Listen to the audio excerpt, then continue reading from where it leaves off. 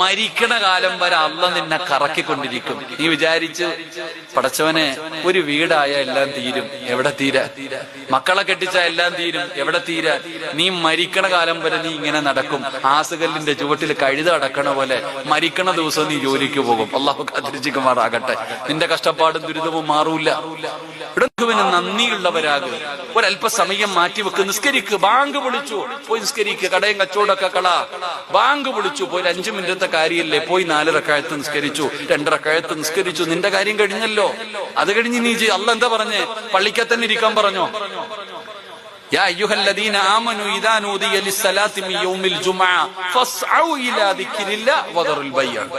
അല്ലാഹ് പറഞ്ഞെന്താ? നീ പെട്ടെന്ന് പള്ളിയിൽ വരണം, നിസ്കരിക്കണം, എന്നിട്ട് നിന്റെ കച്ചവടത്തിന് നീ പൊക്കോ. അല്ലാതെ അവിടെ തന്നെ ഇരുന്ന് ദിക്റും ദുആയായിട്ടും കടയിൽ കിട്ടി നിൽക്കാനല്ല പറഞ്ഞേ. അപ്പൊ അള്ളാഹു പറയുന്നു, നീ എന്നോട് നന്ദി കാണിച്ച നിനക്ക് ഞാൻ എല്ലാം വർദ്ധിപ്പിച്ചു തരും. അള്ളാഹു നമുക്ക് ഈമാൻ നൽകുമാറാകട്ടെ.